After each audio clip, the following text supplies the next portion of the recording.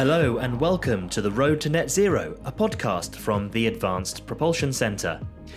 My name is Clem Silverman, and today we're going for a deep dive into forecasting and the APC's analysis of battery and component demand. We have some special guests on the pod today.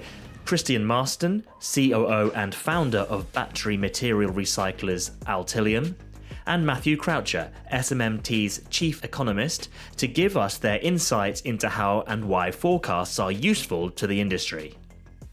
We also have with us our very own Hadi Moztarzadeh, head of technology trends at the APC, to explain the reporting and how we might interpret it. Before we get stuck in, if you want to check out the latest quarterly demand report, it's available now on our website. Head to apcuk.co.uk and look for our knowledge base. So please enjoy this discussion. It can get quite detailed, so do get in touch if you have any questions. Off we go. Okay, brilliant. So I guess the first very simple question, Hadi, maybe if you can just do a 30-second introduction to what are these quarterly demand reports and what is included in them. And then, Matt, maybe if you can just give us an overview of what kind of things that you look at in your day-to-day work. Similarly, if you produce these kind of forecasting reports, how you approach it.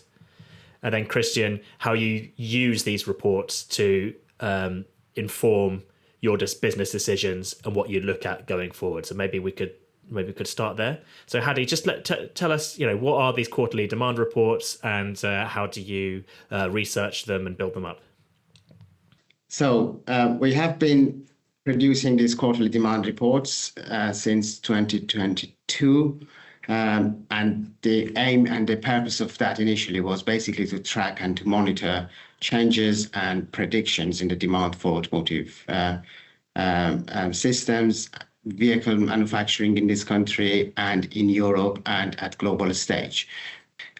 We do analysis based on pulling data from different databases together, based on adding a little bit of intelligence and insight from our side, working directly with OEMs and the automotive supply chain and the battery supply chain and electric motor supply chain in the UK. So we add a flavor of our insight and foresight to that. It starts with vehicle production forecast at global, European and UK stages, and then it trickles down into individual components and subsystems like major ones for transition from ICE vehicles to electrification and to zero emission vehicles. So we look into batteries and then we look into electric motors, and then we trickle it down into individual materials level for those subsystems. So Matt, how does that compare to the kind of forecast that you work with to inform industry and policymakers at SMMT? Yeah, well, we have two forecasts. One that we do on the market side, which we do internally. So, based upon members' views, and that gives us the outlook for the UK new car and van markets, short term, so it tends to be 2 years forward. And then we have auto analysis, which produce for us our production outlook, and that is done twice a year, March and typically November time. And then that looks at the UK and European light vehicle production. And we also do a summer update just on the UK, and that's based around when we have our half year production figures. And so, Christian, basically, question to you is then, you've got these various forecasts and reports from different organisations, but how do you use them, and what data are you looking out for as the numbers sort of fluctuate a little bit every 6 months or so? Yes, so industry data and forecasts are a foundation to how we can grow this business. We're a scaling clean tech company building EV battery recycling plants to give the UK, low carbon raw materials for the electrified supply chain. So, reports from trustworthy and credible sources like the APC and SMMT are essential to us. They shape our understanding of the market, help us to validate our technology roadmap, and importantly, they're critical for us to engage with investors, grant providers, and policymakers. So these, data points don't just sit in slide decks and funding discussion with investors. They, inform, multi-million pound decisions as to, where do we locate plants, what capacity should we build, what materials to prioritize, and when we should do that. So we're in tune with, the high volumes of scrap coming from the adoption of EV in the UK and also gigafactory scrap. So the government has just released their sort of, you could call it a stretch target of 1.3 million cars and vans produced in the UK by 2035, right? And the APC now is saying 1 million is the forecast demand. I think SMMT have a slightly lower estimate potentially. Does it matter when you're talking about a few 100,000 either way, Christian, to you, or are you really attuned to those headline numbers, as it were? Yeah. So I mean, look, for us, what we see is that there's an end of life battery challenge coming for the UK. And also we have gigafactory production here. So all of that material needs recycling as well. So, we're confident that basis the regulation that we have the opportunity to take that end of life battery liability for the UK and domestically, recover the critical minerals to put them back into a new supply chain to build new batteries and give industrial resilience. But I think also to hit this ambitious target, the UK can't rely on its current automotive OEMs. It must attract new EV manufacturers to invest and build in the UK. And that requires the right environment, not only policy support and infrastructure investment, but also a competitive battery raw material supply chain. So, we have some gigafactory projects already here in the UK, but, what we need is the upstream investment in domestic production of cathode active material or PCAM or other battery raw materials. And, we have some of these materials already in the UK, such as the lithium projects in Cornwall, but a truly scalable solution to support an automotive industry in the UK needs to include battery recycling in a circular economy. We see that 50% of the critical minerals needed for a battery supply chain by 2040 can come through recycling. And at Altilium, we've developed low carbon green processing technologies to recover those valuable minerals from old EV batteries and feed them back into a supply chain, reducing dependence on importing materials, and also it's more sustainable. Yeah, Hadi, what are your views on that?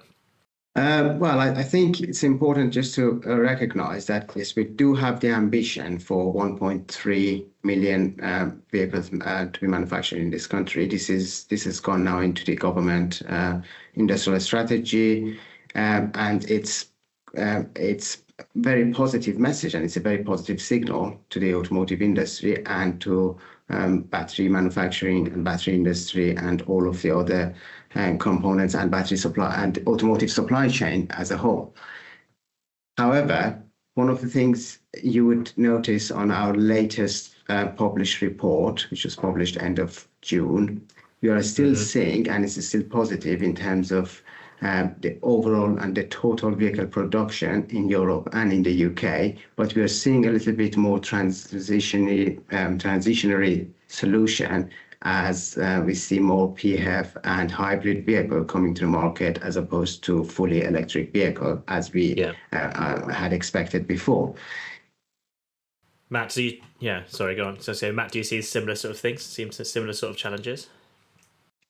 Yeah, totally. I mean, as Hadi said, it's really positive that there's that ambition. The 1.3 million plus, is great to have that. And hopefully that means that government is then rolling in and supporting with the necessary, conditions to have, really competitive offering in the UK to attract that new investment, because we certainly see that to get to those sorts of levels, you probably do need somebody new coming into the market, into the UK to, help shore up that. I think, there is potential to, have better capacity utilization at the existing plants. And we've heard some of the volume manufacturers talking about, offering facilities to other manufacturers to try and boost volumes, etc. Hopefully we can all work together, because everybody wants the transition to succeed, and hopefully by everybody pulling in the right direction, that can really come good. Yeah, I think so. The government has done probably three critical things really in the past few months with the industrial strategy. You've got the investment in the for capital and R&D in the manufacturing side, for production side. Then it's done something which I think maybe was unexpected with the incentives on the demand side, and then also tweaks to the ZEV mandate policy, which industry was asking for. On ZEV mandate, saying that this might slow down the transition a little bit. You're seeing more, hybrids and extension of that a little bit more. Christian, does that affect the amount of end of life batteries and scrap that you're getting through? The fact of getting fewer, projecting to have fewer BEVs on the road and therefore coming to the end of life at certain points, or does that not really matter too much in the context of your of what you're looking at? No, I think, look, it's not a material effect on the business. I mean, we still see that electrification is happening. We still see strong regulatory support here in the UK.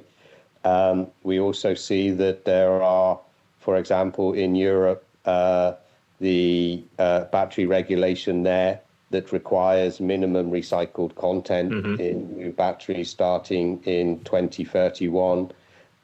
We also have what we call premature failure of end-of-life batteries, which are essentially vehicles which have been written off by insurance companies sitting at scrapyards. So that volume is quite high and increasing. There's a real issue that batteries cannot go to landfill. Yeah. And right now, the UK shreds end-of-life batteries, and that material is being exported out of the UK. So, essentially we're exporting jobs, critical minerals, and value, and then you have to buy those material back to bring into the UK to put the material back into a gigafactory.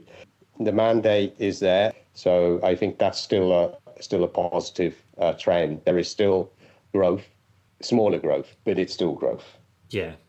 And I think that's what comes out in these reports, isn't it, Hadi? You're still seeing growth, you're still seeing the demand being there. It's just the end goal and the end target hasn't changed. It's just the pace towards that which has changed slightly. It's going from strength to strength, I think, and we have a good forecast for manufacturing of batteries still in Europe and in the UK. So it doesn't change the recycling industry and the recycling landscape. I don't think it does. I think we've still got some challenges ahead. I think our outlook is probably a little bit more pessimistic than APC's in the short term. And we do see real challenges there, but government has put a number of measures in place. Hopefully, they are beginning to move the dial. I don't think they fully resolve the issues, but they're certainly moving it there. And things like those trade deals are really critical as well. You have to remember that 80% of what we produce we export, and so those export markets are really important to us, and therefore to overall volumes. And you've got this critical mass of manufacturing in the UK. You can't really afford for that to slow down any further, because then that has major impacts on the supply chain, and you want to be building things up. The transition is really challenging. A lot of the times the plants have to stop producing for many months, while they transition lines over. And that is a very expensive thing to do. And so having everything in the right place, to ensure that production is going to be able to recover and pick back up again, and then having the demand levels, having the access to trade, having those good trade deals in place, really critical to all that. You need everything in place to make it succeed. And the government, is certainly moving the dial, and that's positive. And can I just add another thing then on that? That's on the trade side. On the technology side as well, Clem, I think the thing we're seeing is battery manufacturing outlook is still looking positive, with increased focus on low cost battery manufacturing, battery types, battery chemistries. Yes. We have seen this transition now with many OEMs in Europe, high volume manufacturers moving from nickel rich and NMC chemistry towards LFP. And when their plan is kind of solidified and when their plan is in place, then we will see more increase in the battery manufacturing and battery supply. Can we talk about CAM, cathode active material? I think it's important we talk about battery components and then slightly go down to materials level, Clem, if you don't mind. Of course. Talk about that a little bit, and I'm going to hand over to you, Christian. So the other part we cover on our quarterly demand report, as I mentioned, is basically trickle down the vehicle production and vehicle demand forecast into battery demand and then battery component demand. In that respect, we look into cell production and then cathode active materials and anode active materials and electrolyte and separator as key components of batteries. And then we look at the European supply chain status and UK supply chain latest updates and latest news on that. And then we provide a supply chain analysis with regard to what is needed, what is the demand versus what is the capacity in Europe in 2027 and 2027. We chose that date because of rules of origin, which is impacting the way we are manufacturing and we are importing materials and putting it into battery systems in the UK and in Europe. So 2027 and then 2030 and then 2035, we look at capacity versus demand for Europe. So on that note, Christian, do you want to add your views on that? Yes, so cathode active material we see is probably the most valuable part of the battery. It determines the performance, the energy density. It's the highest value component, and also the carbon footprint of the entire battery pack. So, without UK-based CAM production, we remain, heavily reliant on an overseas supply chain, predominantly China, increasing the geopolitical risk. If we look at the APC forecast, the UK demand for CAM will grow, significantly from 2030 to 2035. So this is a major opportunity for a domestic industry. And I think importantly, if we look at the planned projects in the UK and the European region, they're actually minimal.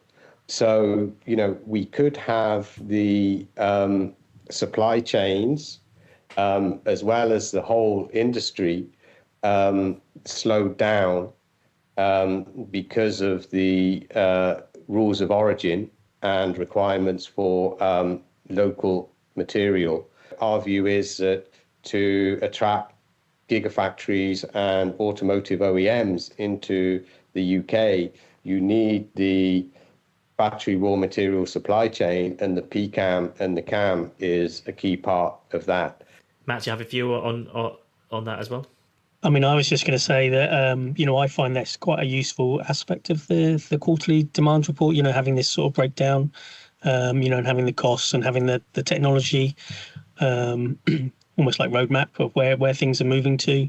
That is a level of detail that we do look to people like APC to provide insight on. So that is really useful. As Christian said, once you've got it here, keeping it here and reusing it and making best use of it, and if that then can make the product lower cost and greener, then that's a win-win. So that's really positive, and I think that should be really commended and sought for. Okay, so to avoid giving myself even more of an editing job, we've covered quite a lot already, but is there anything else you wanted to mention? Any closing words that you'd like to give? Shall we do a round? So Hadi, what the question for you is, what are we going to look out for in the next quarterly demand reports, and what can people expect from the next round of forecasting? I think for the time being, we are basically going to continue in the current format and the current structure of reporting on data. As I said, splitting and putting quarterly demand report in these three sections: battery demand, powertrain split, and then electric motor demand, and then looking into individual technologies and individual chemistries and materials and type of technologies going into each of these three buckets. We are going to continue on that. One of the things we talk on a regular basis with our colleagues at SMMT is building more alignment around that vehicle production forecast and having different scenarios in place to support UK level and government level, as well as Automotive Council level, kind of a strategy on investing in technologies and investing in OEMs and capital moving forward. So, Matt, is that something you're expecting from Hadi, or is that?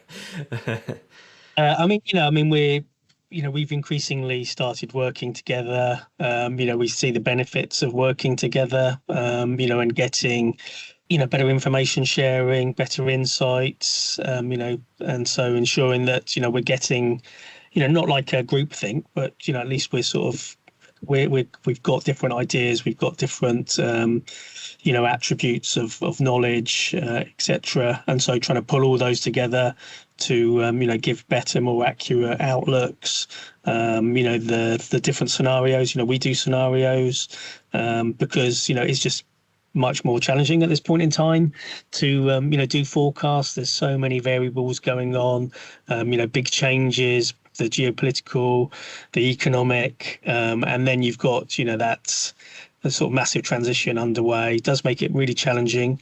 It is, I think, at the moment, volumes have been more constrained than we might have hoped for.